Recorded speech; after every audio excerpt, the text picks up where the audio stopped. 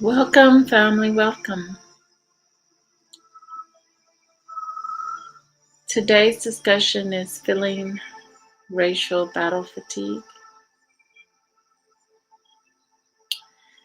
And this discussion came to me through Brother Yusuf's video that he did earlier. And he was sharing a video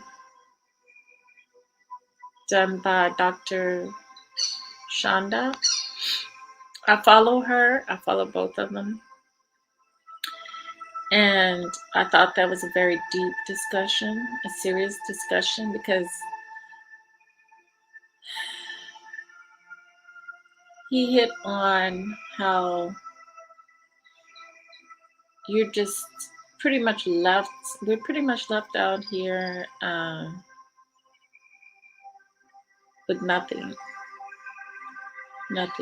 to,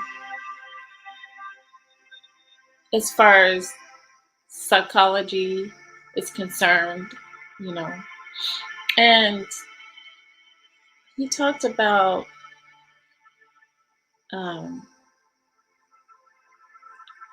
we also have to deal with people who are dismissive, racially dismissive.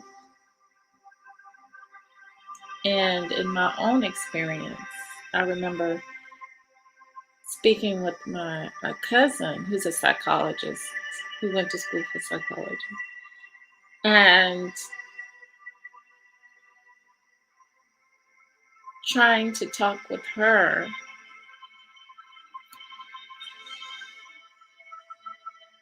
and how that conversation went,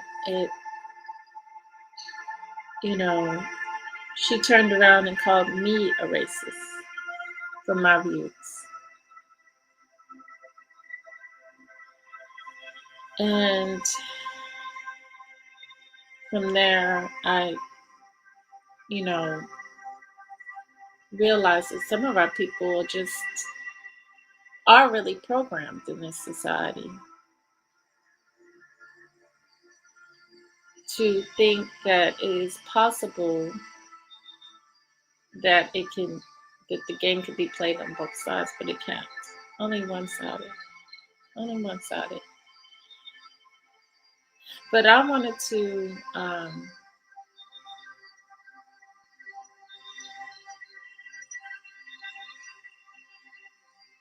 just dig in a little bit on this subject because it's a very important subject to talk about.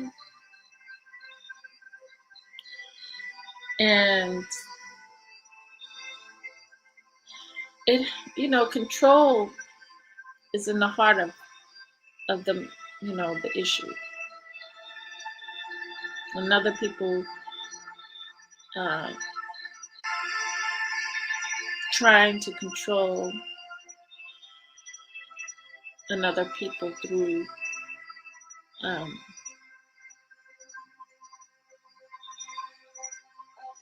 many, many different ways of doing that. And putting people in a situation where they feel like there's no way out of, like blocking people in to the situation. And as a people, we constantly have to deal with this on a constant basis.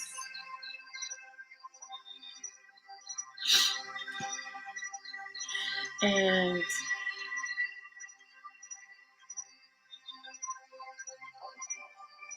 for me, I've had to deal with narcissists, not only racist, but narcissists, and just mental illness all the way around, dealing with people with mental illness. And it's been very, very tough. It's a very tough thing to have to deal with.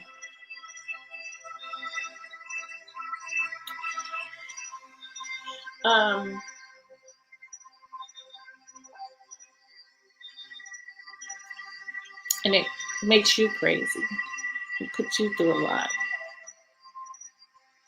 And it's tiring, very tiring. Since nobody should have to live like this. I don't see, that's why, I don't do the church, because I don't see how people can, inflict so much trauma, so much trauma upon another people and expect greatness to happen for them. I don't get it at all. I don't see, the worst thing is to be alive and have to feel the pain, but to die quickly in the pain is when people, it's a different thing, to die quickly. But if you have to be alive and have the same thing done to you over and over and over again.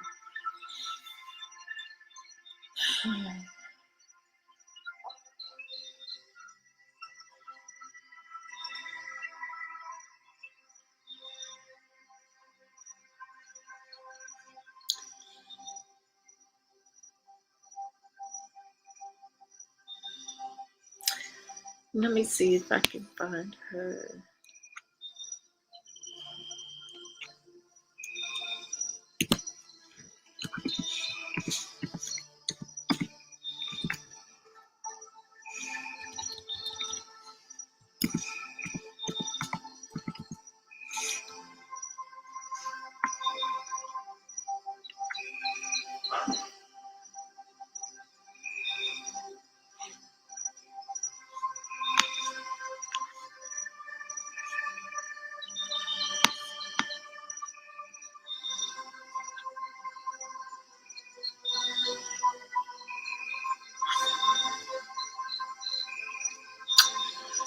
But, when you're in the workplace and you have to deal with racism and you know these people are racist, you see how they do other people, it pisses you off, but there's nothing really you can do about it.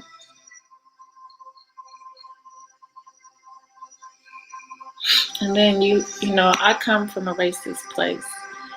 I grew up dealing with it all my life. And then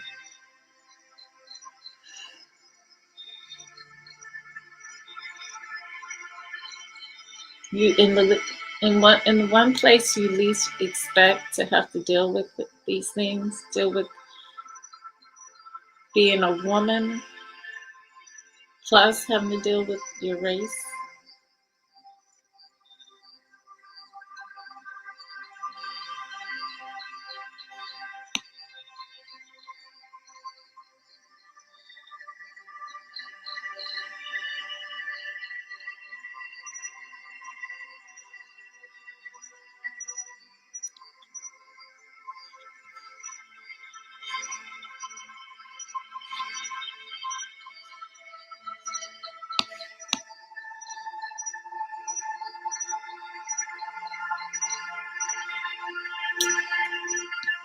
But I'll go ahead and share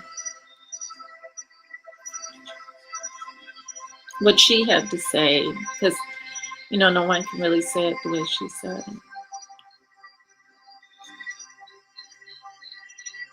And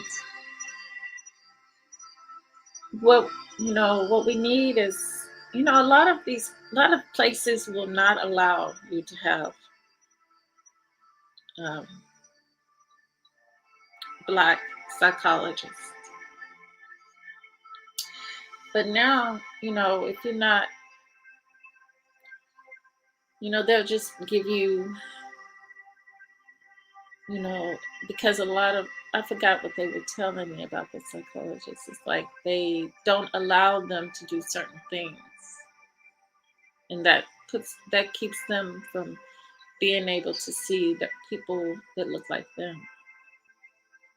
But you can go to, if anybody's looking for counseling or anything, and you're enduring this, you always got Psychology Today in your area. You can look and find someone that looks like you, that you feel that will be more understanding and understanding to what you're going through.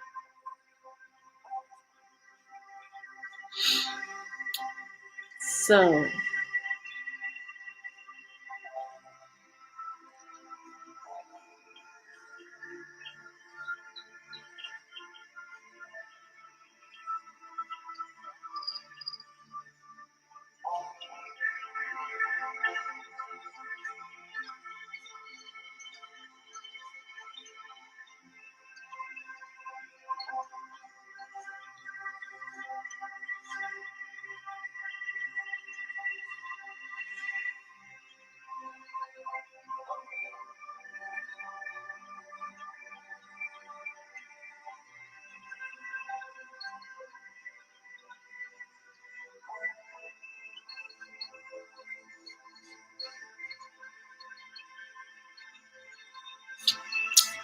okay, that's it.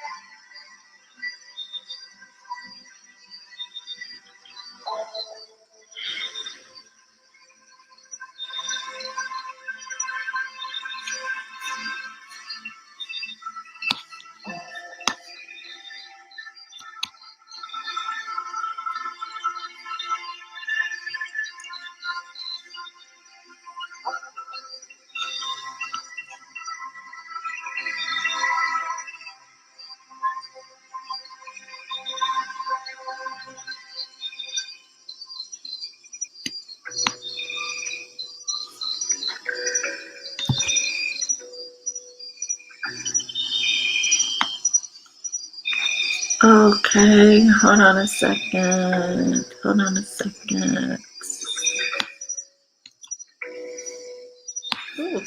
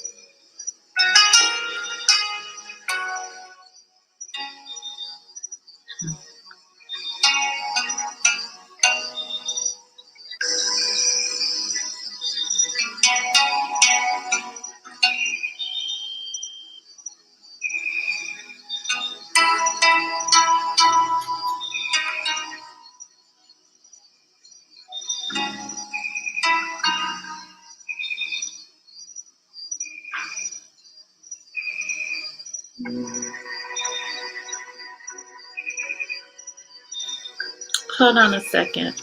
I'll be with you in a second.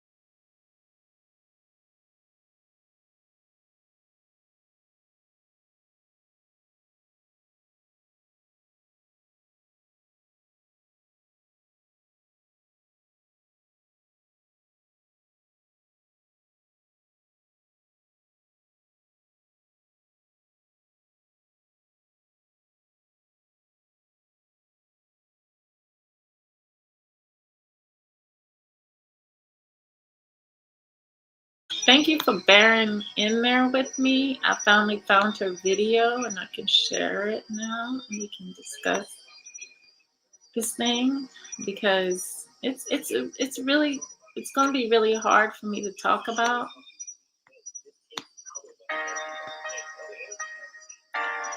So bear with me, please.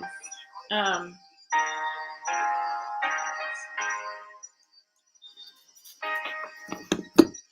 I many occasions I tell you that we're prisoners of war, and I see that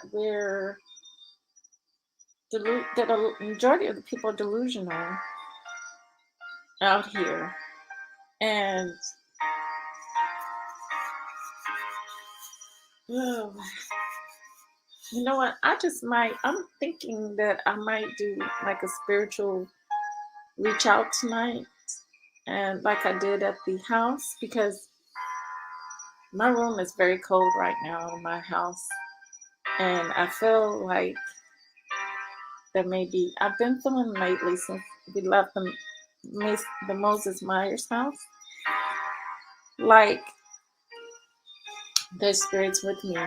So it is chilly in here.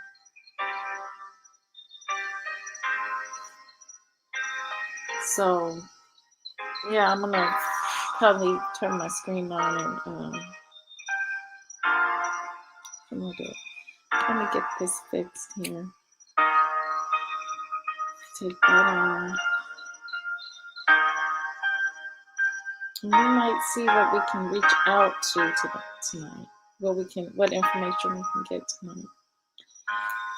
So before I get started, let me get my equipment and let me turn off this music here, and then we get started, okay?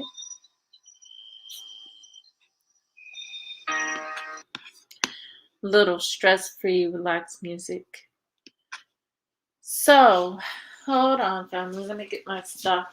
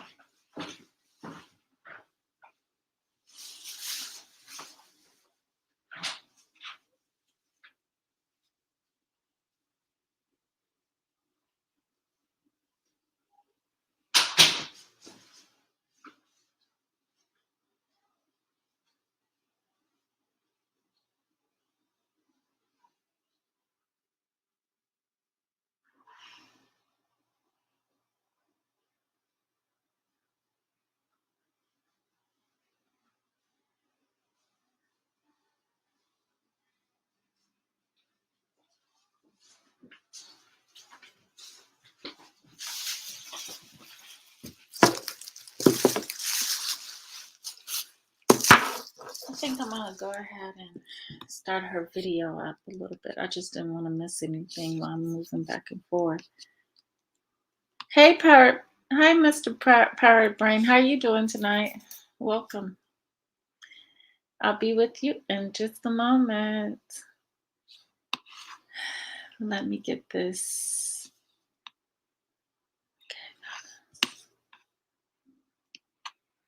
I'm gonna get started because I just need to run right quick and let her get started. What's going on, family? It's your girl, Dr. Shauna. We are here with another broadcast, Mental Health Friday. I can hardly hear Saturday. that. Don't hold me to that, family. I know I was supposed to be here yesterday, but I was out. And not that you guys aren't important, because you guys are very much important. But you know what? My personal life is important too.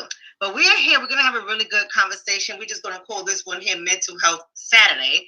And we're going to have a real good conversation. So I need you guys to all start coming in. Just let me know you're here on the feed.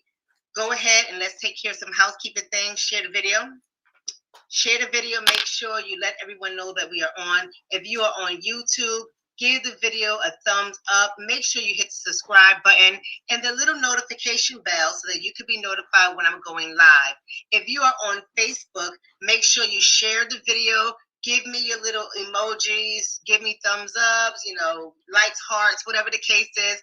I want to be able to have all of you guys engaged tonight if at all possible. So just bear with me. I'm going to slow this process down because I got to explain a concept that some people may not be aware of, and it's called racial battle fatigue. So that is what we're going to talk about. But I want to tell you this.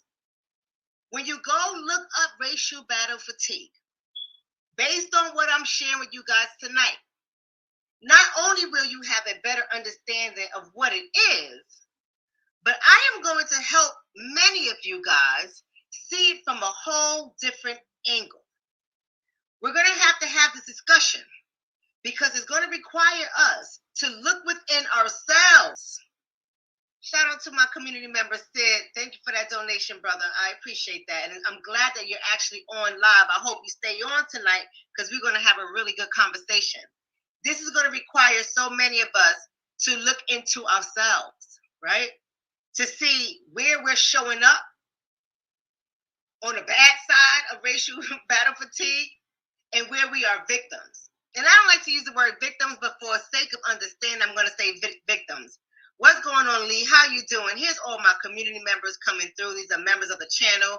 Shout out to you guys. How you're doing tonight? I'm so glad you're on.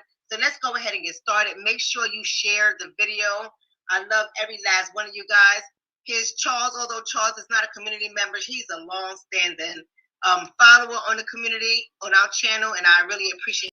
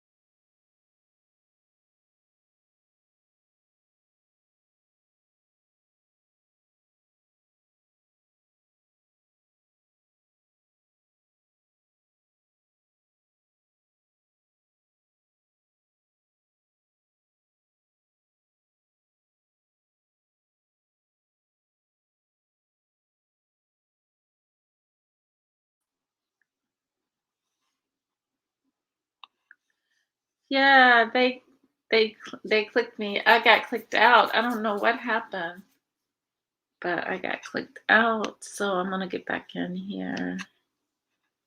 and share the screen again and see. I'm in a whole different, oh man. Okay, here we go. Sorry about that. Fatigue, and where we are victims. And I don't like to use the word victims, but for sake of understanding, I'm going to say victims. What's going on, Lee? How you doing? Here's all my community members coming through. These are members of the channel. Shout out to you guys. How you're doing tonight? I'm so glad you're on. So let's go ahead and get started. Make sure you share the video. I love every last one of you guys. Here's Charles. Although Charles is not a community member, he's a long-standing follower on the community, on our channel, and I really appreciate him totally being here. We got somebody else coming in from Tanzania, if I'm not mistaken, and I love that he's here as well. This is Ramen, right? Listen, I don't know if he's from Tanzania. Maybe he's talking about me. I don't know. But let's have this conversation. Racial battle fatigue. Some of you guys may not be aware of the brother's name. His name is Dr. William Smith. And Dr. William Smith had coined this phrase back in 2003, if I'm not mistaken. You'll see some people out there reporting on 2008, but he actually did this in 2003 from the horse's mouth himself. He coined the phrase racial battle fatigue. Y'all got to really hear me out, sisters and brothers, because I'm letting you know a lot of you guys are going through this, and you may not be aware of it. You may not be aware how this is impacting you. And I have to talk about this tonight because there's been so many people over the last few weeks. Thank you so much for that donation. There's been so many people over the last few weeks who have come to me for services, clinical services. And they have all reported the same feelings that they are going through, the same thing that they are experiencing. And so I say, you know something?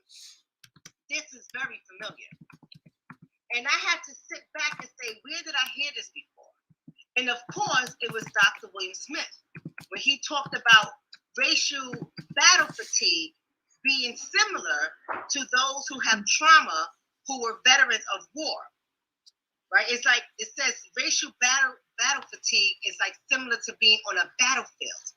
But the difference is it has to deal with what we are going up against every day in this system, right? Not only in the system, I'm going to give you guys a different angle, but this is what racial battle fatigue is talking about, what we go up every day within this system, how we are living in environments that are not healthy for us, right? How we are engaging in environments that are chronically stressful, environments that are hostile, environments that are unhealthy for us. They're highly competitive, right? It's an environment that's imbalanced. We're dealing with this every single day. In other words, let me say this another way. We experience fatigue. That means, for those of you guys who don't know, right? We experience fatigue, like meaning getting tired, beat up, worn out, experiencing physical symptoms. We're frustrated. You gotta take heed of this.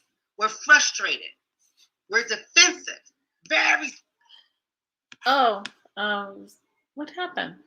Okay, it's kind of acting up. But what I was going to say, I stopped it there because this is the prime reason why a lot of health issues in our community exist. Because we are not able to express ourselves in a free way as we are supposed to. So we're not able to be our whole selves at all. We have to go in being something else when we're in these environments that she's speaking of. And suppressing a lot of things within ourselves, causing a lot of health issues, heart issues, just you name it. It happens in this place that we're in. Let her continue. Sensitive, right? Somebody say the wrong thing to us, we like, oh, these racist mother freakers, right? We're very sensitive, so we become very defensive, not only with the outside world, but also in people that's sitting shoulder to shoulder with us. Very defensive. We're irritable. We're just tired of everything that's going on. Sudden mood shifts, right? Yes, like Sid is saying, constant state of rage. We're in a constant state of rage. We're angry. Every time something comes out on the news, we get shocked and we immediately respond. We're outraged of the things that we're seeing. We're disappointed. And most importantly, we're ruminating. We're ruminating. And what rumination means for so many people who are not aware of what the term rumination is, or to ruminate, that's when you have the same repeated thoughts over and over and over again in your head. You can't move on. Your mind is occupied by the same situation over and over again. You see, we see rumination mostly in like depressed people, right? Whatever happened, they keep playing over those same thoughts over and over again.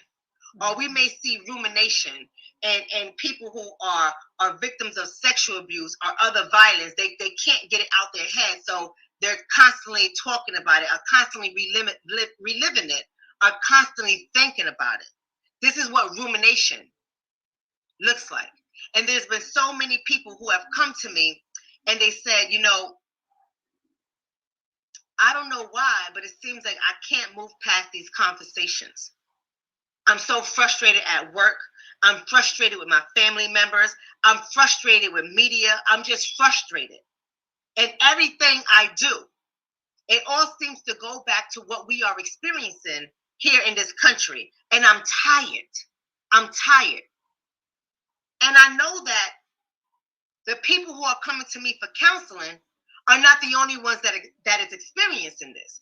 See, I experience it too, but I want to give you guys a little different spin when I get there. I'm about to get there, but a different spin of what I have been experiencing. I know I'm not the only one, right? Look at what people are doing. Sisters, could you please stop going to their nail shops and buy some less press-on nails from Target or get some nails made from Pakistan? What is this person talking about? See this person right here. Y'all ready for the spin I'm about to put on this shit right now? This person right here that I just put up, he's also a problem of racial battle fatigue. I'm going to explain to you how. Watch. You'll see. He's also a problem when it comes to racial battle fatigue. So you got to understand, we're dealing with so much. We have so much fatigue that's going on in our community. We have it coming from experiencing an everyday battle with racially dismissive people, right? You know what I mean when I say racially dismissive people. They don't want to look at things for what it is.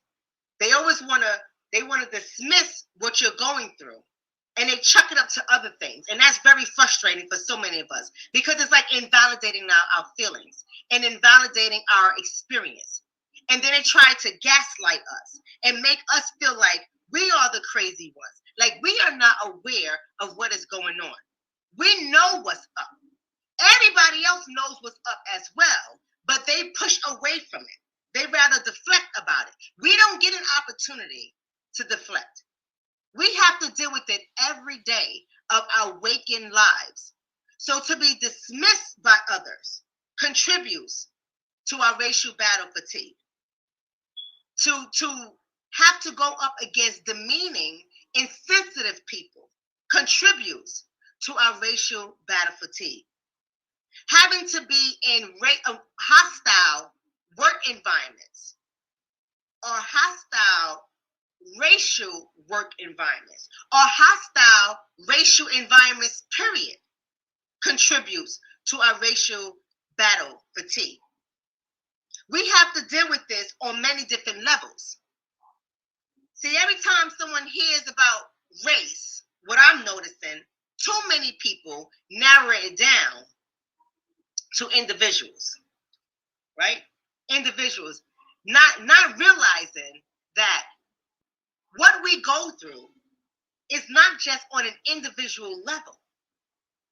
We are getting tired from battling a system that perpetuates racism, a system that perpetuates discrimination, a system that perpetuates prejudice and bias.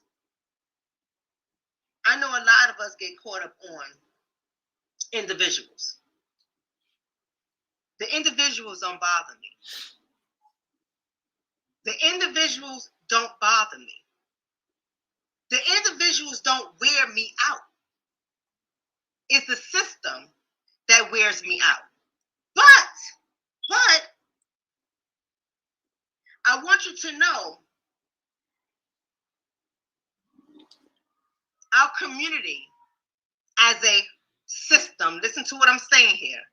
Our community as a system, you got to just think critically with what I'm saying here, also stresses me out. Mm-hmm. Y'all hearing me?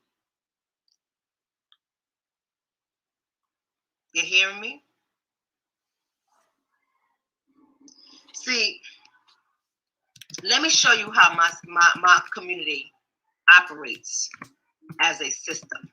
And what I mean when I say our community operates as a system, see, we have these working parts within our community that is toxic for us. People that pretend to be about our community, but they have other motivations, other motives, other goals that's outside of our well-being as a collective. And so they operate as a system within a system.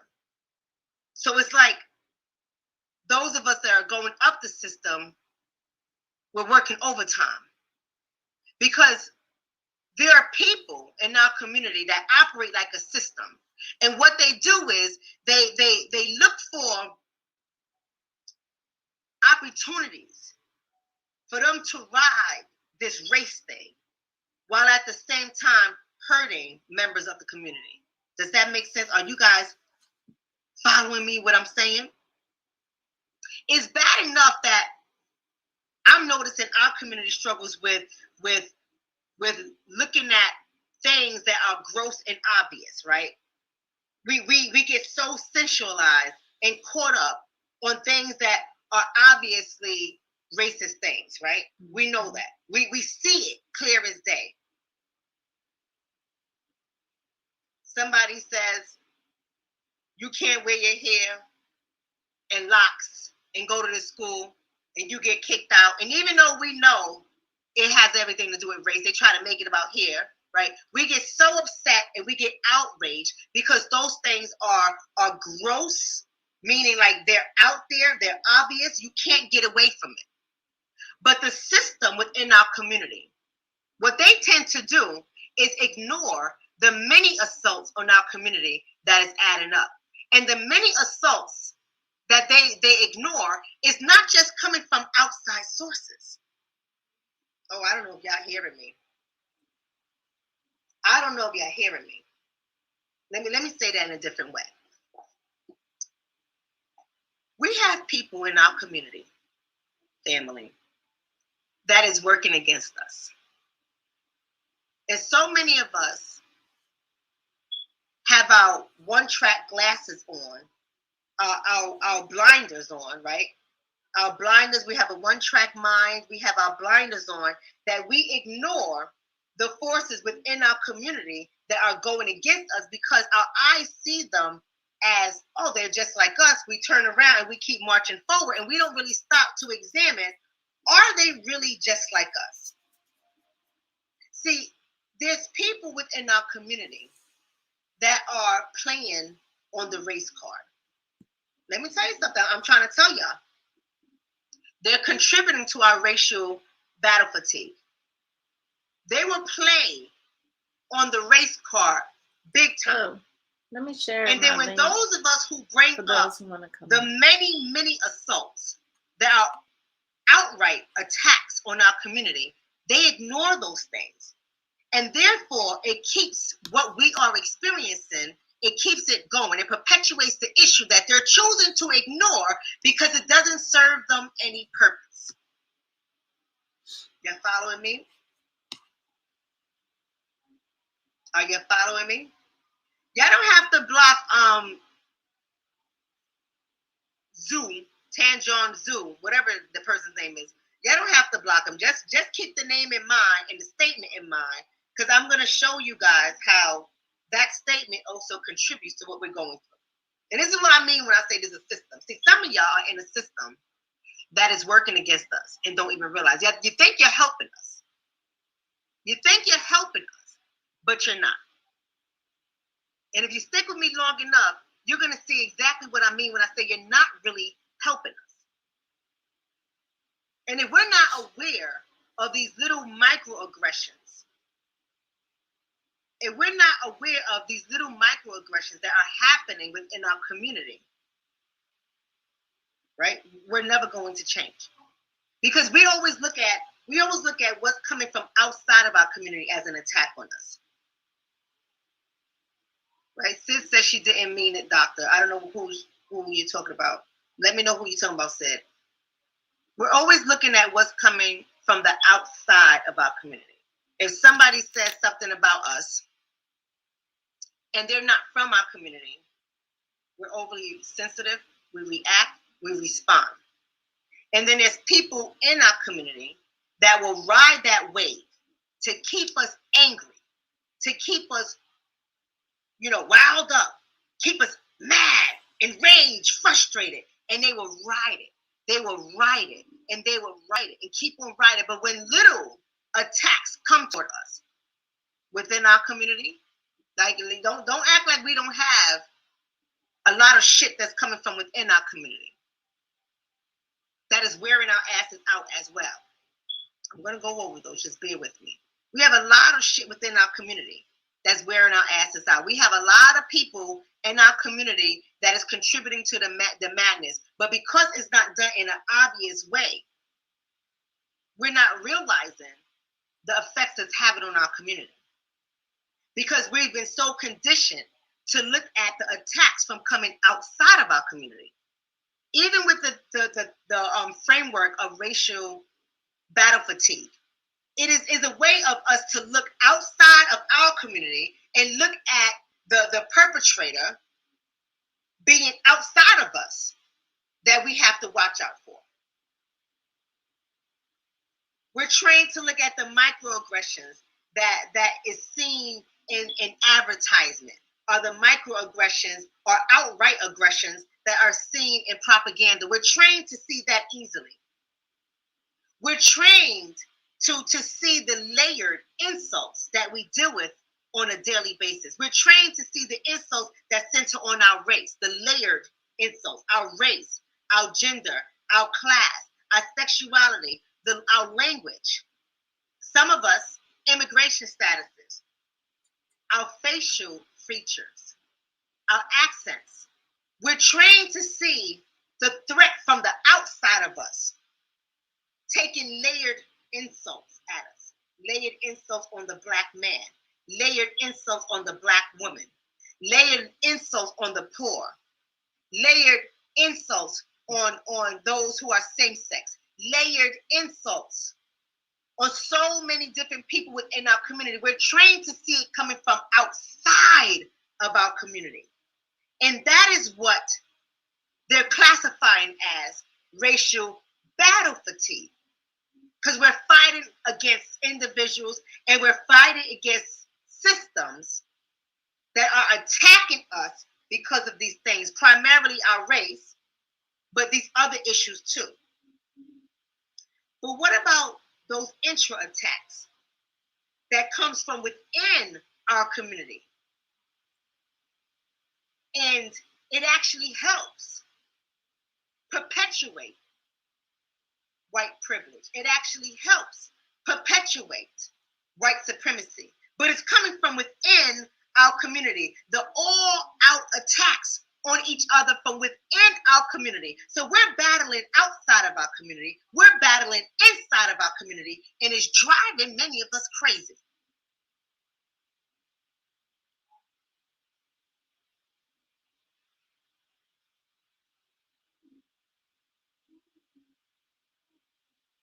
Right?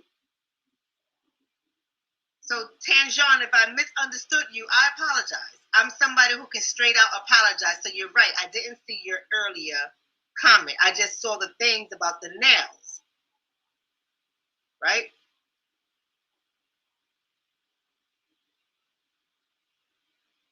Okay, I see what you're saying. She said, he or she is saying, if I had seen your comment, I would have known that what you were saying is we're being insulted daily about not supporting the Asian nail shops. Oh, yes, baby. I'm sorry. I apologize, beloved. Charge it to my head and not my heart. I just was like, whoa, whoa, whoa. Because I'm tired of the nonsense. And I'm sorry. I'm just extra irritated by our community. I'm just being honest with y'all tonight. So I didn't mean that. And beloved, when I say I love my community, I love my community. I'm just not going to accept disrespect from our community anymore either. So I do apologize, and you're absolutely correct. Coming from within our what this person is saying, and I apologize. So don't block them. And like I said, people can have their opinions as long as they're not being disrespectful. What I'm saying is, or what this person is saying is, for those of us who are taking a stance against supporting Asian businesses, and for those of us who are taking a stance to love our blackness and be okay with sharing with one another, supporting one another, talking about our blackness, we have people within our community that are insulting us for taking a stance. And that is intra-racial battle fatigue. Now, I said before how I was told to forget about this blackness, forget about being black. Or let me correct that, because I don't use the word black anymore because it means white. So, and it goes against what I'm trying to describe. So, being who we are, Negro or Nubian, be a Nubian.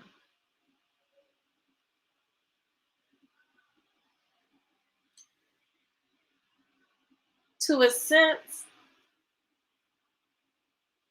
that would be nice if we weren't living in the world that we live in. So they want me to forget about being who I am and to get with whiteness, to embrace whiteness.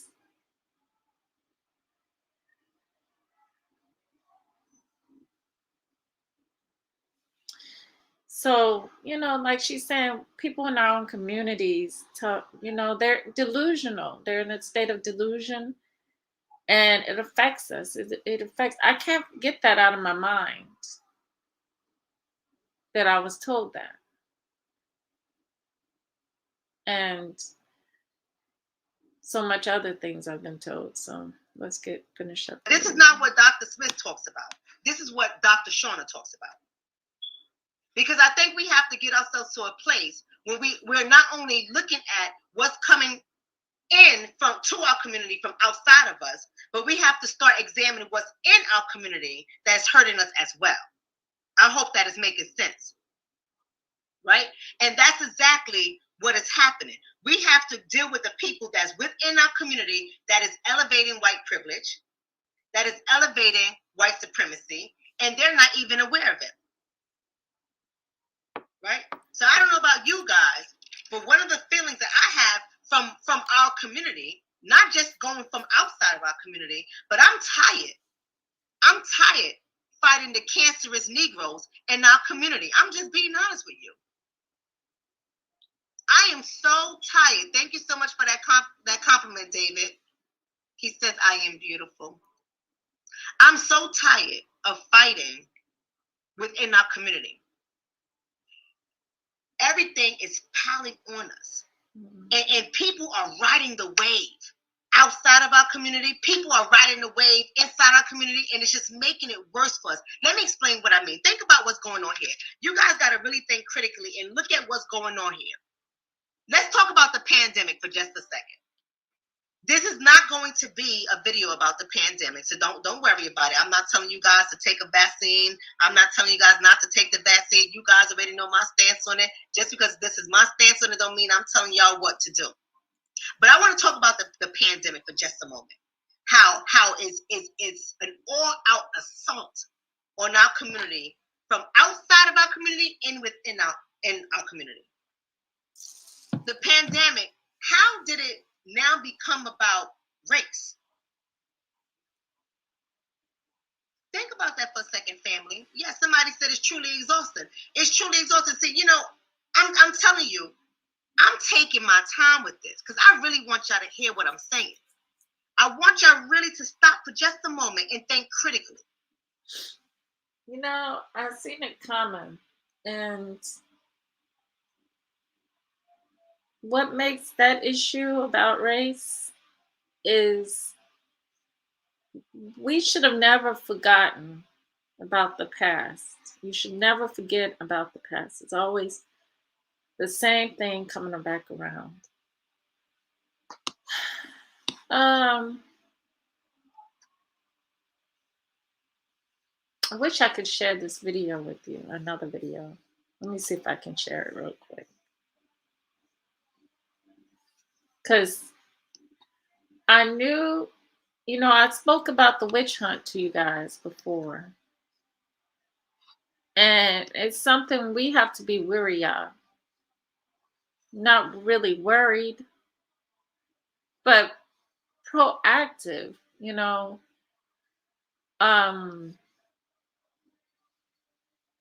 Let me see if I can find it. Oh, here it goes. It's right here. This guy went around. As you know, there's a growing. This guy went around asking people. I'm gonna get back to Dr. Shauna, but let me share this one right quick with you guys. And you'd be amazed. People that look like you and me actually are out here willing to do this.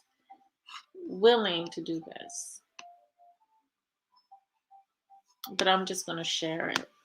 Here we go. Controversy about mandatory vaccinations, and I want to see if Americans are willing to arrest those others who refuse to take this coronavirus vaccine, violating the most fundamental rights of one's personal liberty. A lot of people still haven't taken the vaccine with everything that's going on, so we're trying to mandate the vaccination. No, we want to start arresting them if they're not going to be taking that. Are you kidding me? That's what the petition is for. So, That's fascism, man. Quick, we support mandating the vaccine. A lot of people still refusing to take it, and they're putting the rest of us at risk. So we're going to start mandating the vaccine or start arresting these anti-vaxxers if they're not going to follow the rules. Birth date and a signature. I don't want to hear any of this my body, my choice stuff in today's New World Order. We're gonna put things right. Absolutely. We don't need that. Thank you. So we're gonna start having them arrested if they refuse. I agree. Print, birth date, signature to incarcerate the anti-vaxxers. I'm not sure what country they think they're living in. Some people are concerned about any possible long-term side effects that haven't shown up in studies yet, but the time to worry about that's in the future. So for now, they can worry about that in jail if they refuse to take the vaccine. It's time for some firm measures to take care of these people. They made me go and get the anthrax. It's time to give them a little incentive, and they can think about what they've done sitting in jail until they're ready to take the jab. Thank you. We signed the petition to start arresting these anti-vaxxers that haven't got the vaccine yet. You want to arrest people for not getting a vaccine? They're contributing to the Delta variant being spread. Yeah, just to mandate the vaccine for everybody, or to stop the anti-vaxxers, it's time to start arresting them if they refuse. And drastic times take drastic measures to resolve these issues. So the governor just mandated it for all healthcare workers today. Good. And so we're going to mandate it for everybody, or they can sit in jail and think about what they've done. Yeah, the Delta variant. Yep. It's the primary strain in many areas now. Thank you very much. Thank you for your concern for others. We want to mandate the vaccine. A lot of these anti-vaxxers still refusing to get vaccinated, but we still need some more signatures to make sure that we can arrest them if they refuse. Mandate the vaccine. We're going to force them to take it. Yeah, print, birth date, and a signature. You know, it's been long enough for them to make a decision, so we're going to make that decision for them. And if they refuse to take it, we're going to have them arrested. Thank you for your support.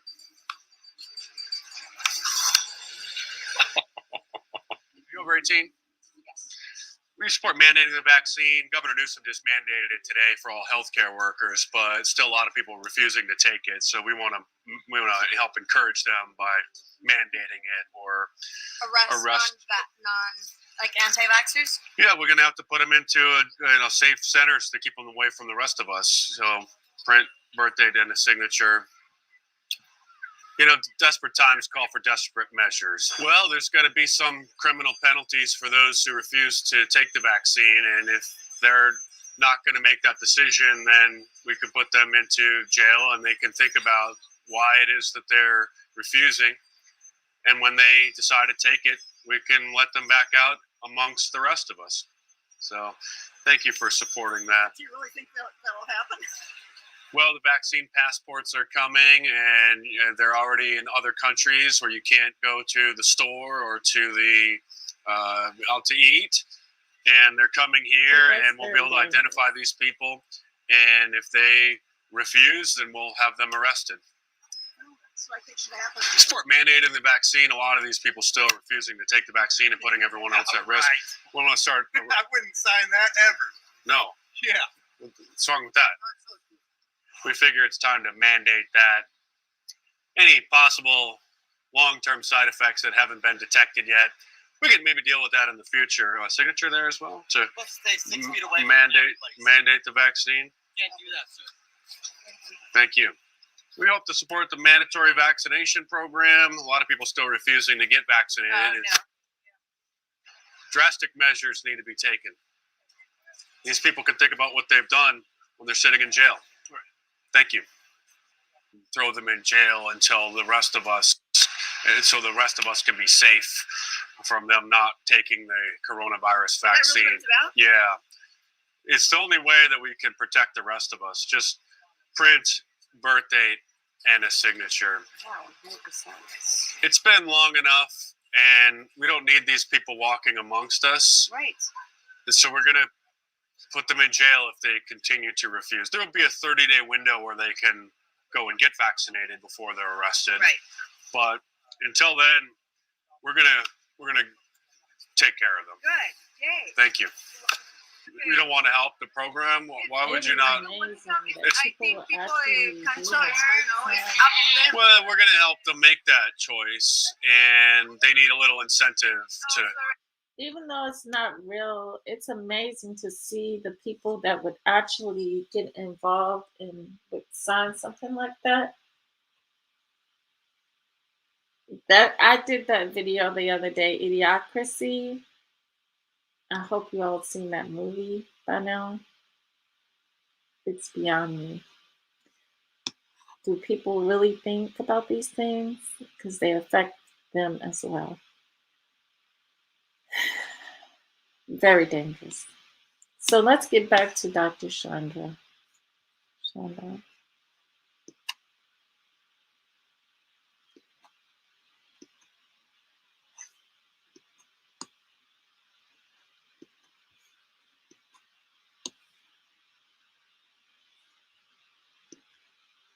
Almost everything you are hearing about this pandemic, for some reason, has turned toward race. And the race is turned toward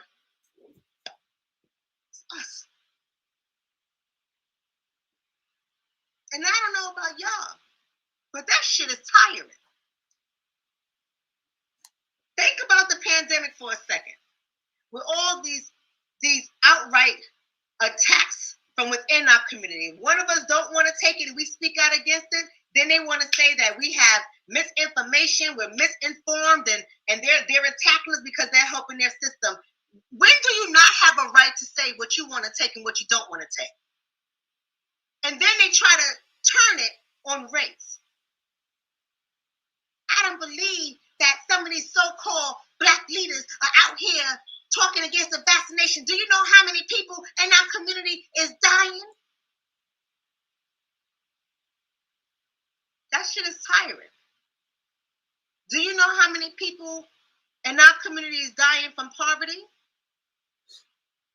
Do you know how many people in our community is dying from health disparities? Do you know how many people in our community is dying from stress on their goddamn jobs that they have to do that nobody else is doing? They got to wear that stress every goddamn day. Do you know how many people in our community are dying or are negatively impacted by human trafficking? But for some reason, this pandemic has turned political, and the target has become Black folks. So that's happening from outside our community and within our community. That shit is tiring. The discussion is always about us. Everything that happens, the discussion is about us. When does this ever stop? And I'm being serious here. How do you tie the pandemic primarily to one race of people? Right? How do you do that?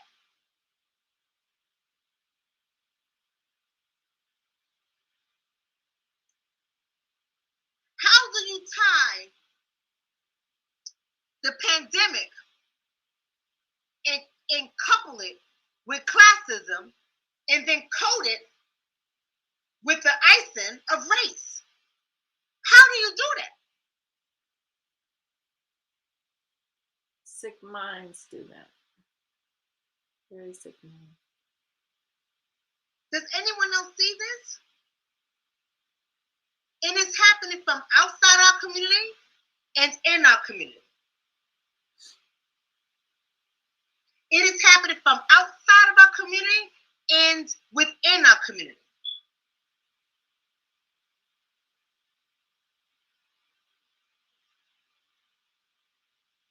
Think about that for just a moment as it relates to the COVID-19, that pandemic. Because there's other pandemics that's out there. But let's just think about COVID-19 for a minute. It's like everything gets highlighted and tied back to us. And then they expect us not to be so irritable. Then they expect us not to be so frustrated. Not to be so defensive. Not to be so moody. Not to be so angry. Not to be depressed. Not have mental health issues where every time we turn around, everything gets pointed back to us. Right?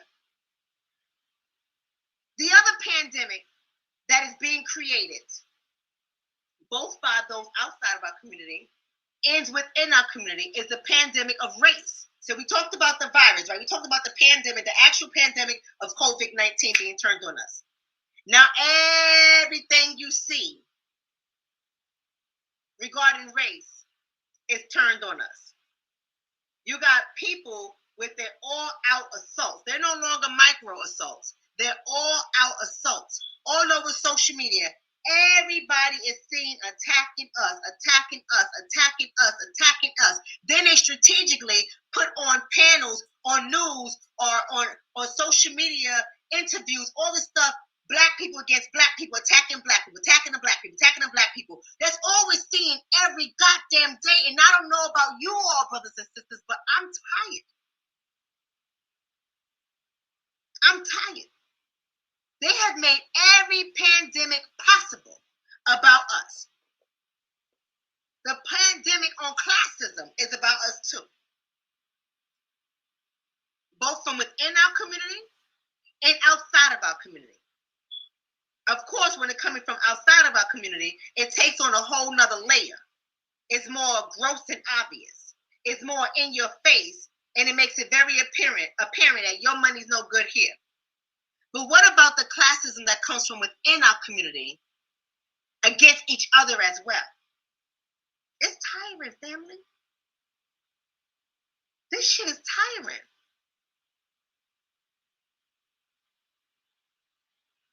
Right?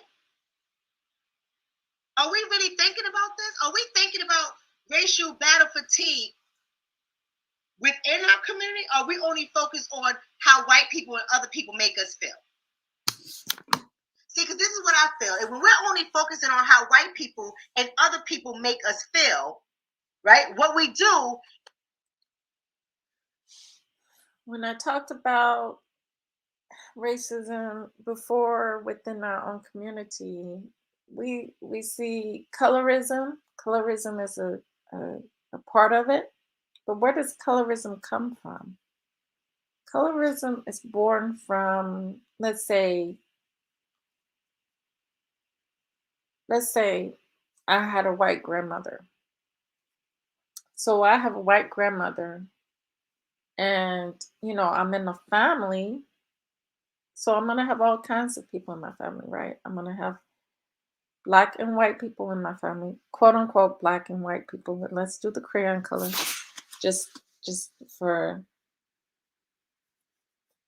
understanding across the board here. So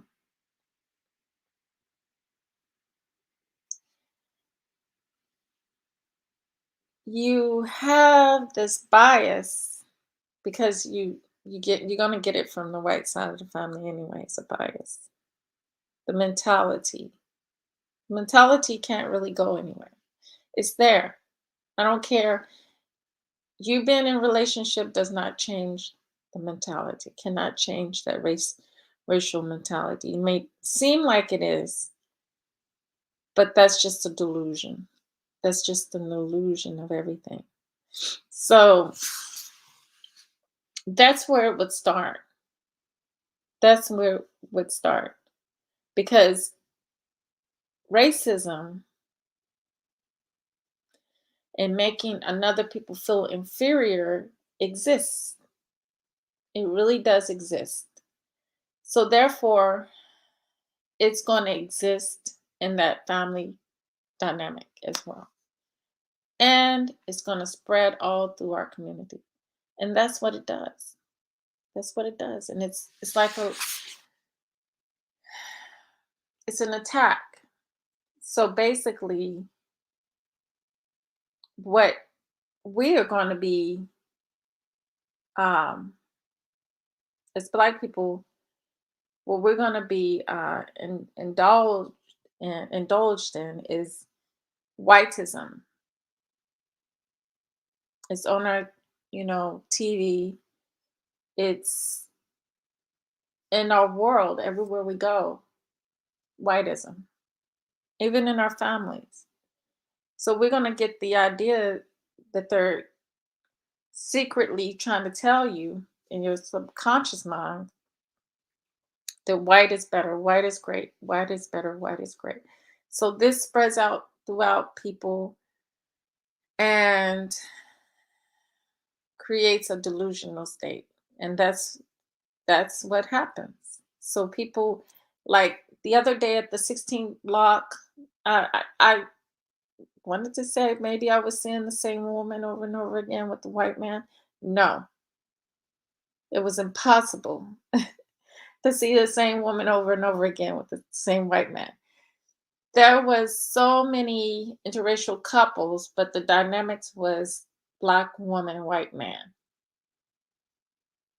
I mean, I've seen it a lot. It just shocked me that I was going up one street And almost everyone I almost everyone I passed was in an interracial relationship, and it was a Black woman with a white man.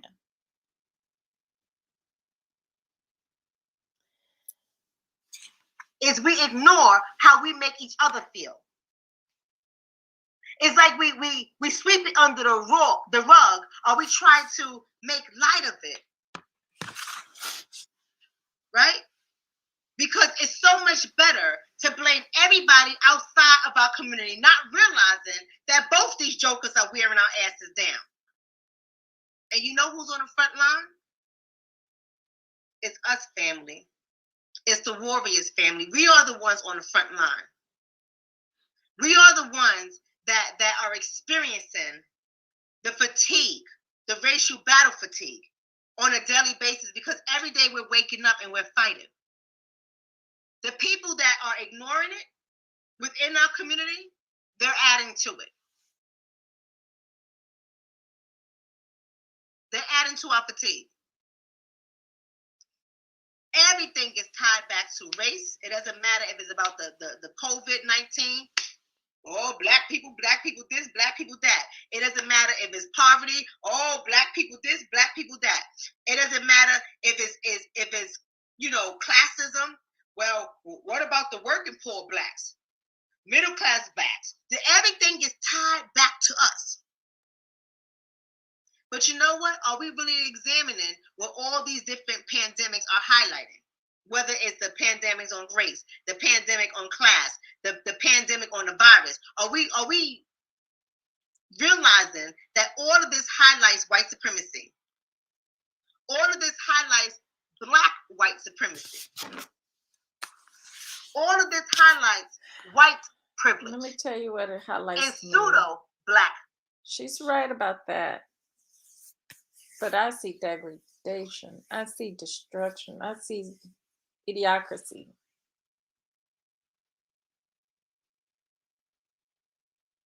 Because the world was very different before 6,000 years ago, or 7,000 years. I'm going to say 7,000 years ago, when the Neanderthal changed into what we see now.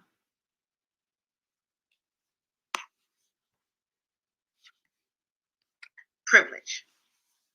That's what it highlights. Because the people having the conversations about it and the people turning it on us are the ones that are looking down on those of us who have to live this life every day, and we don't get the privilege of ignoring it.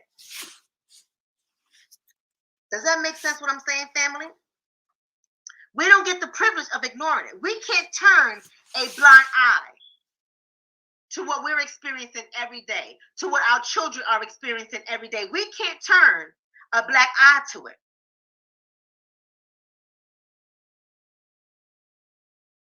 Right?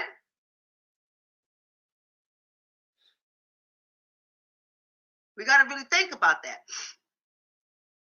Here's what racial battle fatigue generally describes. Let me go over that real quick. Racial battle fatigue generally describes mental, emotional, physical strains on the ADOS community, the Black community, and the community that identifies as persons of color, POC. And yes, I separated them all for a reason, because we all have different experiences. And I'm not somebody that's going to put us all in the same bag, because we're all not the same. And in fact, I don't want to be like other people. I love to recognize where I descended from and the experience that my family has had for 4 to 5 generations here in America. So I'm not going to put me in a bag with anybody else. I recognize, I acknowledge, I love, and I respect others, but we're not the same. And we all don't have the same experiences. Right? But when we're thinking about racial battle fatigue, it doesn't separate us. It just talks about that we all have these physical, emotional, and mental strains on our community. And it is true. But all of our experiences are different. And at the end of the day, it's an all-out assault on our community. And we have to fight racism from outside our community. We have to fight discrimination from outside and within our community. We have to fight biases from outside and within our community. We have to fight prejudice from outside and within our community. Are you guys catching me? Are you guys catching me? That's a lot of fighting to do. See, some of us, we don't get the luxury to just go under the pillow and put the blanket over our head, the pillow over our head, and just sleep it away. Some of us, we don't get that luxury. But if we're not honest with ourselves, if we don't start getting really honest about how we are fighting racial battle fatigue from outside of our community and within inside our community, we're never going to fix this thing. Because it's one thing to fight outside of your community. It's another thing when you're trying to punch the obvious enemy in the face in front of you, and you got a joker that looked like you kicking you in your goddamn head. It's kind of hard to fight when you got somebody in front of you and somebody behind you. So just imagine how that looks. Who's going to lose? Not who's going to win, who's going to lose?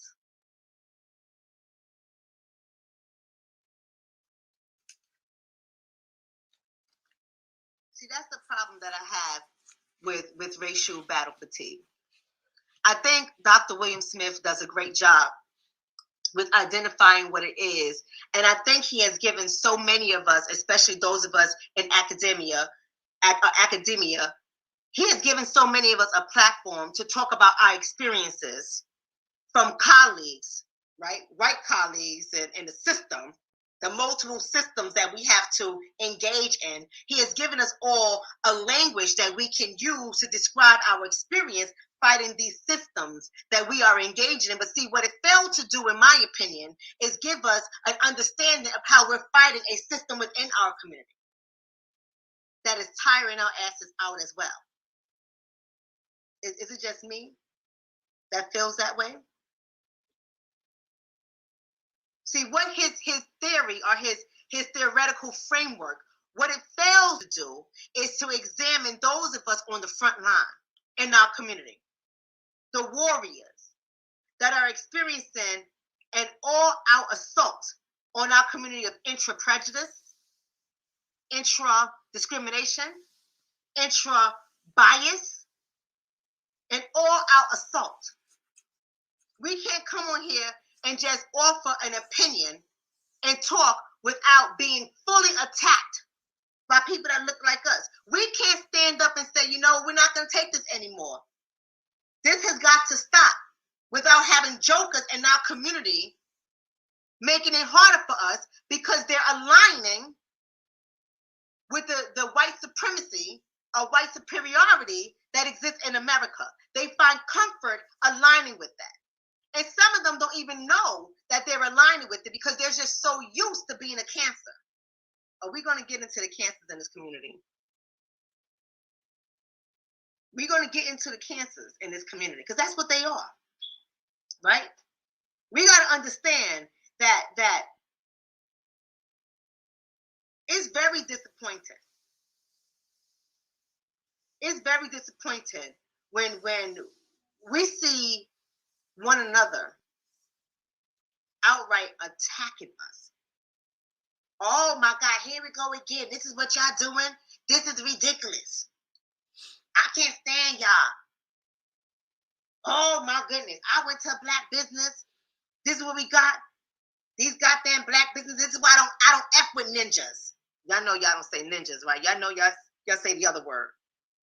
But I don't F with ninjas for this very reason, and then they go broadcast it. So then we got to deal with a whole bunch of other cancerous people that ain't got nothing positive to say, that discriminates against black businesses, put it out there, shares information that is meant to tear down and destroy, and they don't see nothing wrong with it. listen, not all Asian businesses are good, but I don't see Asian people having an outright attack or all-out assault on Asian businesses publicly for the whole world to see. Now, let me give you another example about how the cancer in our community works. Let me give you another example. You know how people say in our families, and I know I'm not the only one with family members like this, but there's a lot of people in our family that says, don't dirty your laundry in public. Y'all all heard that before, right? Don't dirty your laundry in public. And we all know what that means. We all know what that means, right? But every day, we dirty in our laundry in public. See, there's a reason why our elders used to say, don't dirty your laundry in public, right? You air that shit out inside. Because I don't know why it was described to you guys a certain way in your family, but I can only tell you why it was described like that in my family. My family was big on not airing your dirty laundry, or not dirty, don't air your dirty laundry in public. That's what it is. I'm sorry, guys. But the reason why they used to say that is because then you give other people outside, not only are you giving them information that's going on within your family, but you give them a leverage, an advantage to infiltrate or attack your family. So you don't want to air your dirty laundry in public because then they're going to use it against you. You just gave them your playbook. Now everybody know that Ray's a crackhead, so to speak. You know what I mean? Or everybody know that your mama sleep with people for money, and that's how y'all go to the private school. So now you become the target for insults, the target for discrimination, the target of gossip, right? We know that. We know that that's how it happens, right? So when you think about how we air our own dirty laundry and how they use it against us, it's very dangerous. And it's tiring to see it. Let me tell you about something I saw on a TikTok. Thank you for that donation, Sid. He's saying liberals are paying black people $30,000 to open K-8 schools and black communities across the U.S. that teaches from a feminist and gay point of view. See, this is an example of the kind of things that we have to fight up against, right? And so let me tell you why this is an example of having to fight against this kind of racial battle fatigue. Because it's a way of saying how you choose to raise your children and your family, the values, the morals, it don't matter anymore. It's our values and our morals. It don't matter. So they do it to our community. They won't dare go into a Jewish community and pay any of them money to open up a Jewish school to teach these things to their children. They won't dare go into an Arabic community or Islamic community and pay them to open up a school for their children to teach this agenda to their children. They won't dare do it to the Asians. But you know what? It's an all-out attack on us. They do it to us all the time, and we fall for it because we buy into the narrative that this is healthy. So it's also saying that you don't have a right to teach your child morals or your standards, your traditions, your cultures, your belief. You don't have a right to do that for your black child because your black child mind belongs to us. And we get to condition and shape your black child's mind to our fitting. So when we talk out against this is just an example. I'm using it as an example. When we speak out against this, what happens? Not only do the outside community get mad at what we're doing, but they don't have to fight us because they have paid people in our community to fight us for them. Exactly.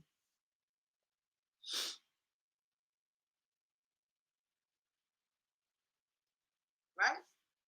Those people. So now they set up the stage. It's like when you take a little kid. Y'all remember? I know some of y'all was some little. Those people pay with their lives, and most of them are boule.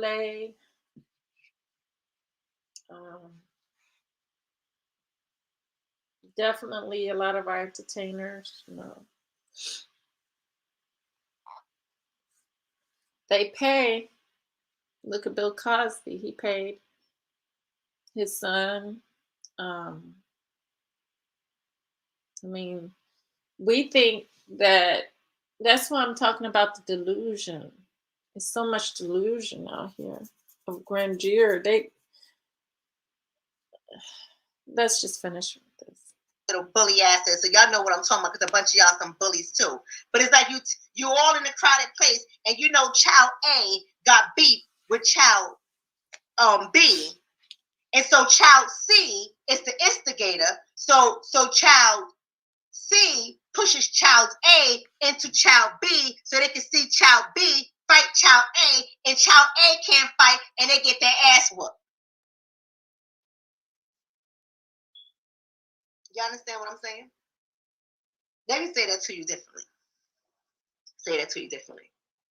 Child C are the progressive liberals. And they're outside of the community, right? The progressive liberals. And the progressive liberals know that there is a community of us that are fighting against this system, right? They know that we're getting tired, right? But they've learned our strategy on how we moving, but they know our weakness. And they know our weakness is big because our weakness comes from within our community. We're not going to expect somebody from within our community, right, to attack us. So our guard is there. But we're also sensitive because we know the history of our community not working together.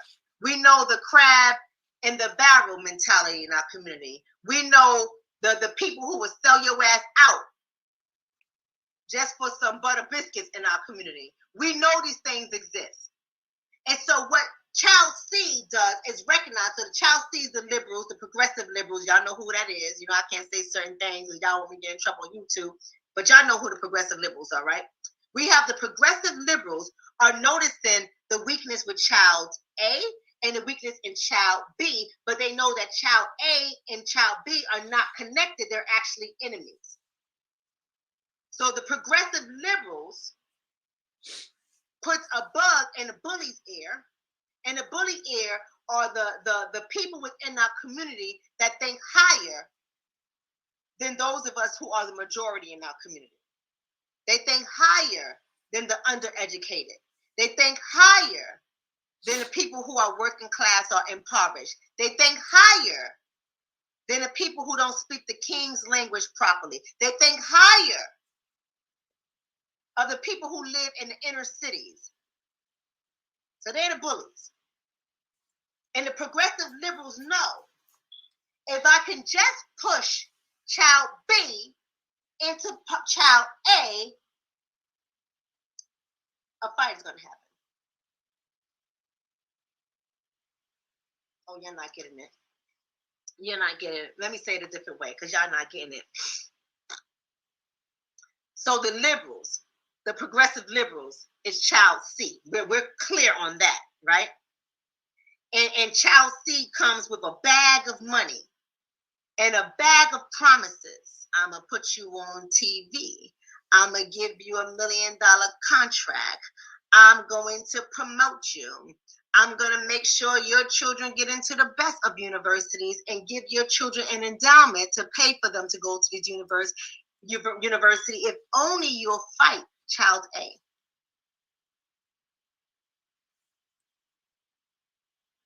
And that looks pretty delicious, right? When person C tells your ass that you're going to get a raise, a promotion, your children are going to go to the best schools and you ain't going to have to worry about it. You're going to live in a better community. You're going to rise above everybody else if you just do X, Y, and Z. Looks kind of delicious. So Child B is already greedy. It's already hungry to separate from Child A because I'm nothing like Child A. And the only thing they needed was a push from Child C. And that's exactly what's happened in our community. That's what's happening in our community. And this is what we have to contend with on a daily in our community. It's tiring. And that's what racial battle fatigue looks like within our community. We got to fight child C. We got to fight child B. Everywhere you turn around is a constant reminder that the war is on our head. Every commercial you see is a constant reminder that the war is on our head. Every time you turn around, somebody has to apologize for making racially insensitive comments. The war is on our head. Now they canceled Dr. Seuss. Dr. Seuss is canceled because his books are racist. And you know what they pointed out? Whose head is the war on? You know that war is on our head. Everybody is using our struggle and our plight as a platform for their agenda. And it is tiring. Everybody is using our struggle and our fight every day as a platform for their motives, for their agenda. And it's tiring.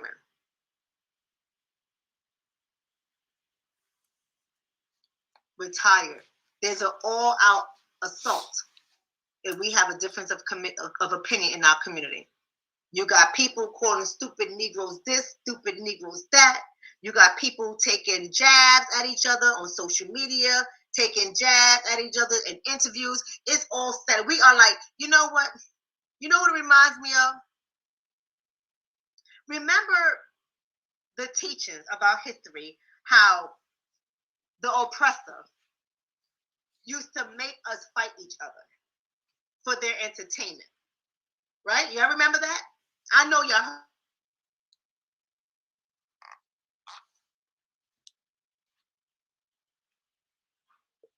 She gets stuck. What's changed?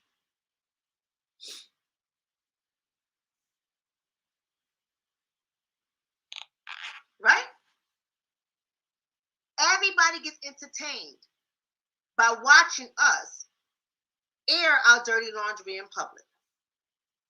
I said I was going to tell y'all what I saw on TikTok, right? Well, I'm not on TikTok. What I saw somebody share on Instagram from TikTok. It was a white girl. And she said something about, let's see if you can say you got black friends without verbally saying you have black friends. And I'm paraphrasing. I forgot how she said it. But she's on TikTok with her camera turned, in the selfie view, and she's recording herself. And she said, how do you say you have black friends without saying you have black friends? And she said, well, I'll start. It's 2:00 p.m. and we were told to be here before 2. And she turns her camera around and she shows that there's no chairs. And she said, I'm actually the only one that's here before 2. And then when like 2:15, 2:20 came around, she shows her camera around. There's a little bit of black people sitting over there and they all talking. It looks like a little ladies gathering. And then an hour later, she turns her camera and then there's more black people showing up and there's still some empty chairs. And that was the end of her TikTok. But where do you think she got that from? Where do you think she got that from? That is something that we have publicly said all the time, and we have made fun of this among white people plenty of times. Oh, girl, please. CP time, that means color people time.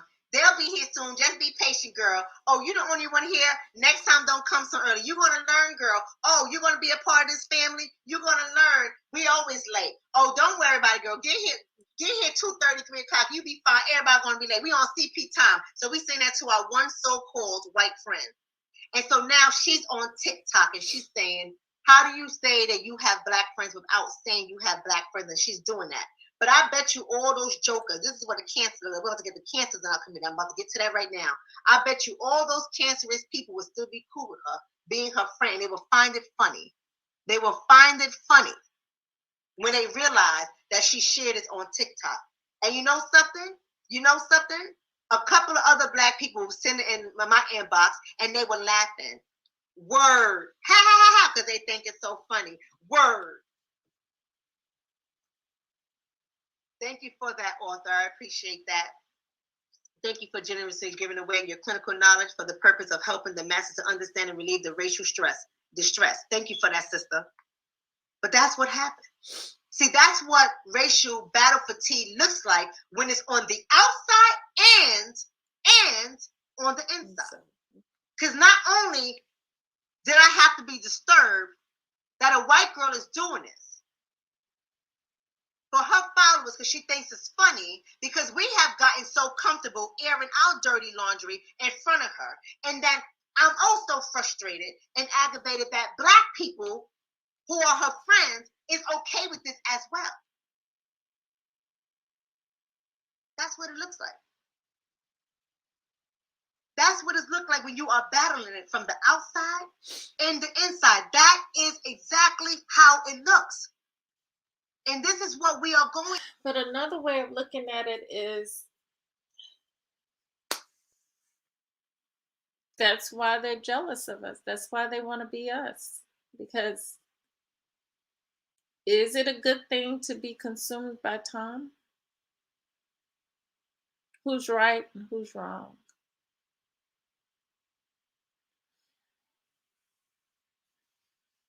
This world is fictitious in the point that it has created time, which is non-existence, right? Before, we didn't have time. We went by other means, other ways of measuring this, and it wasn't anything. Like I said, people before did not think on this level. This is such a low level. It's such an imprisonment and an insult because we're already imprisoned in the body. So we create these things we have to rely on or be dependent, upon a time, been controlled, put in constraints by time. Is that really a good thing? But we've been programmed that it is a good thing. But if we look at it on the other flip side, it can be a bad thing.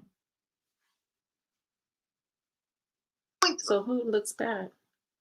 The one who wants to be imprisoned by time? Or the constant shaming in our community is tiresome as well. Now, it's okay to address situations and do it from a critical standpoint to help people see how they may be contributing to the problem. That's okay. But when you outright formulate a full-fledged assault on a member of the community, and it's funny, it's meant to be funny, it's meant to shame, it's meant to embarrass, it's draining. So it makes other people who want to step up and be warriors and fight this system that we're fighting. It makes them not want to do it because they don't want to run the risk of having to fight one of their sisters and brothers from within the community, because it's a poison within our community as well.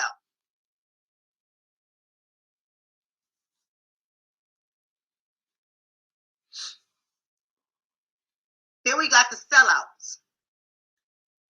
The sellout galore, the people who are proud to be sellouts, the people who outright speak out against our community, the people that says, oh, well, they're probably on welfare, crackheads, baby mamas, deadbeat daddies, and they're coming from within our community, and they're not educated or edifying to lift up the community or to give the community some different strategies of how we can fix our illnesses, but instead they highlight it for the pleasure of others taking interest in it, but not interest to help us, but interest in finding out another way to attack us.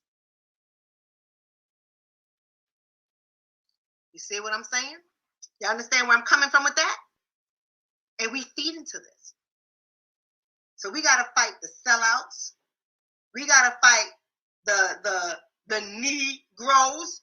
You know what I mean? We got to fight the ignorant ones or the ignoramuses. We got to fight so many people. We got to fight the outright racists. We got to fight the black, white supremacists. We got to fight so many people. It ain't funny. It's tiring. It's tiring. I say it like this.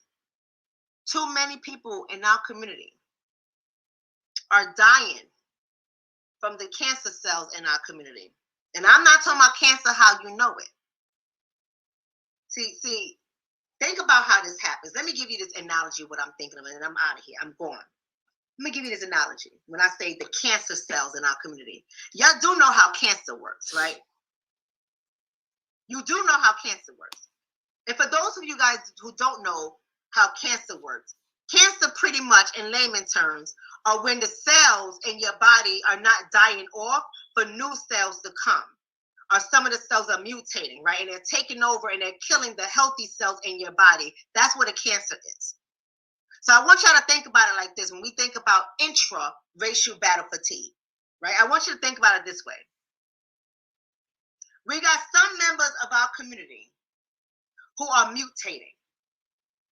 They're changing. They're still within the body. Think about your body. They're still within the body of our community, but because we're not checking in, and because we're not taking care of the body, that's our community, we're not taking care of the body in our community, they're multiplying. They're mutating. And they're destroying the body from within. Y'all feel what I'm saying? You're following me? They're destroying the body from within. And you know how some of us are, right? We refuse to go to the doctor. We feel that something is wrong, but we don't really go to the doctor until it gets too damn late. And then they're like, you got cancer stage 4, you're going to die. You understand what I'm trying to say? Some of us, we don't go. And some of the things that we do, some of the cancers that we do really get in our community, we can avoid it if only we had our normal checkups, right? Just give you an example. So now intervention becomes harder.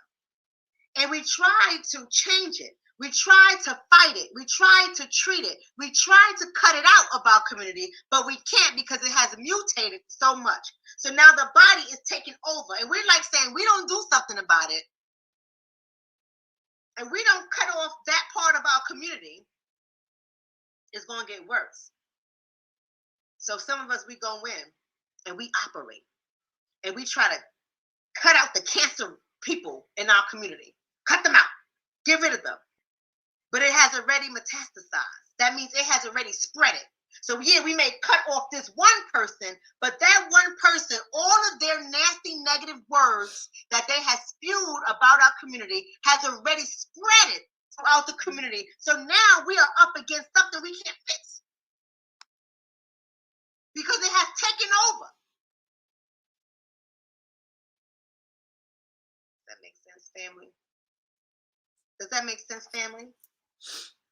It has taken over our community. And it's sick. And then what's happening is people outside of our community recognize that there's a sickness in our community, and they're showing up to convince us that they have a cure for us. And the cure is not from within our community, it's from the outside of our community.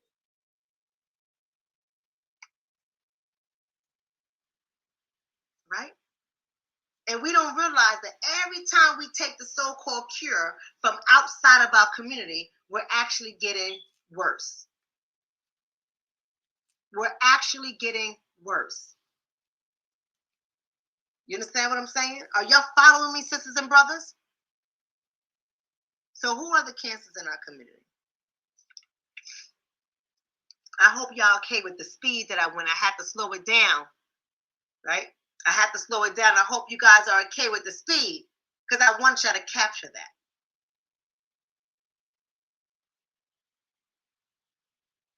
So I end by saying, who are the cancers in our community?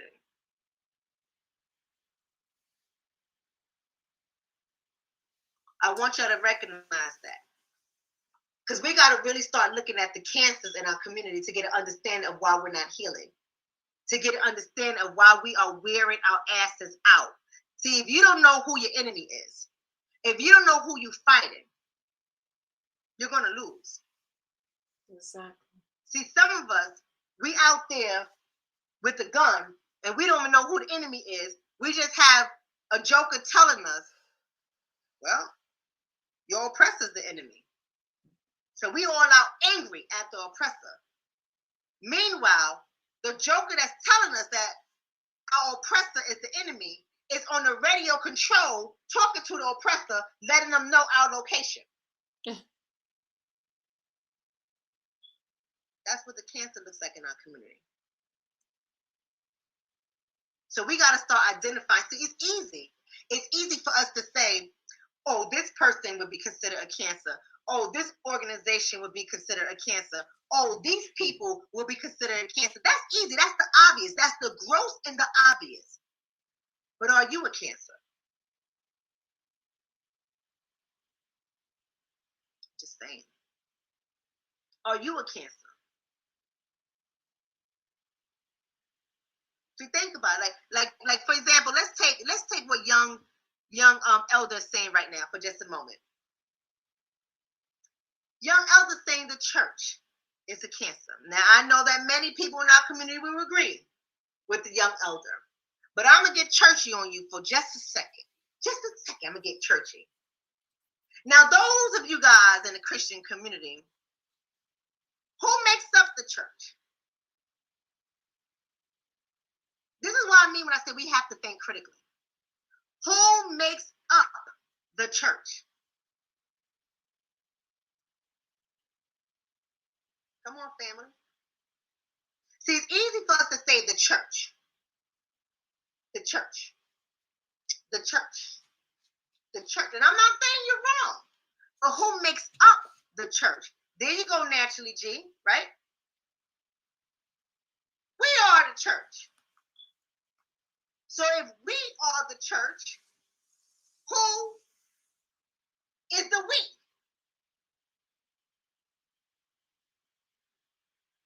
See, when people say we are the church, what they would never say, because when you point out the obvious and they start to get it, when you start to give it to them in a way that makes them think critically, it's easier to say we are the church than it is to say I am the church.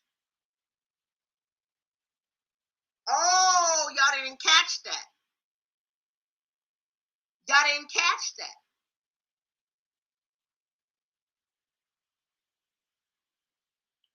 See, everybody likes to say, oh no, I'm not the problem. Because not every church is the same. All churches are different. My church is different.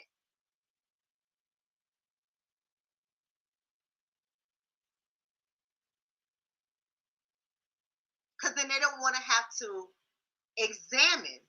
critically examine their belief system and how their belief system is perpetuating the madness. Whoop. Really think about it. People don't want to think about it. They rather shoot back, fight against what I'm saying, as opposed to sitting back and just thinking about it. See, here it goes. I told you, always one. No, I'm sorry, that's the wrong one. Always run. Some churches aren't bad at all, just like everything in life. You see what I mean when I say that? Racial battle fatigue. This is spiritual battle fatigue too. That's deep. This is spiritual battle fatigue too. Right? You're right, Bryce. Religion was not created by God. Nope. Here's my YouTube boo. I got an Instagram boo and a YouTube one. He says, I thought Sky Daddy was going to save us, right? Nope. Right? This is what people do. Now all to the back, right? Right? Right, Jay? Right? This is what people do. But they don't want to sit back and think critically. They don't want to think about the mind.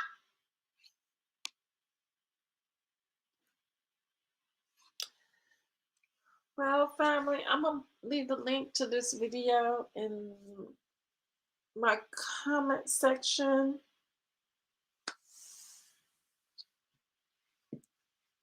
Or I'll leave it. Let me see if it's going to let me leave it in my... Whew. Let me see if it'll let me add it and leave it in the whatchamacallit. I doubt it, but I can try. So y'all can catch this video later. But I'm going to get into... let's hope it lets me do it. Last time it wouldn't let me do anything.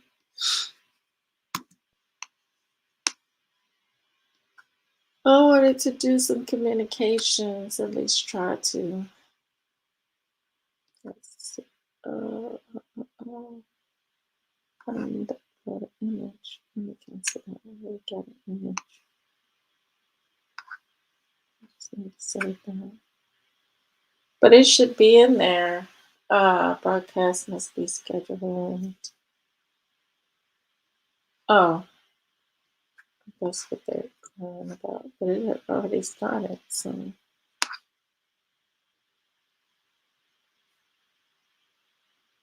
It's everything. I just was editing. So I'm just gonna let me keep that in there.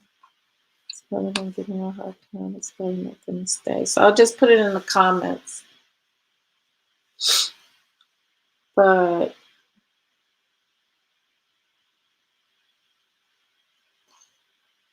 I'm just gonna end it here, and let me see. Tomorrow we'll do a little communications. That way it'll give me time to find my witch board, my Ouija board, and do some stuff. I already got these cards. These are some oracle cards that I am able to do some readings with. Some readings other than just my own reading.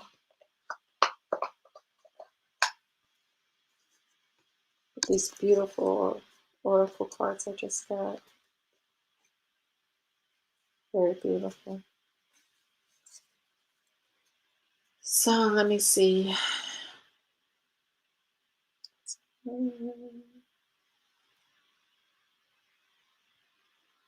me stop sharing. Yeah, these are my beautiful oracle cards I just got.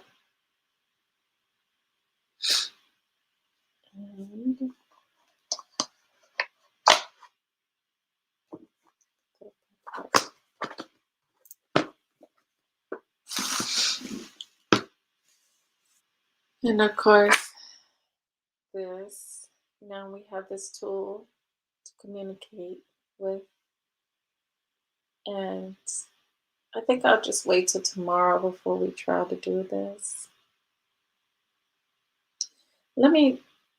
I'll just wait till tomorrow. I don't want to be getting into it tonight. Unless anybody wants to get into it tonight and ask questions. Just put a yes or no inside the chat box. If you want to get into communications tonight. If not, then I'll be fine and I'll just go to bed, and then we can do it tomorrow sometime. It'll probably be like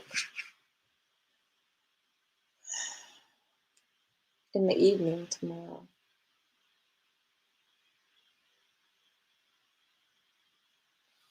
So, with that said, family, I'm going to close on out since no one's saying anything. So always remember true love, real peace, and the higher self within That's so. Till next time, peace and get some rest. Good night.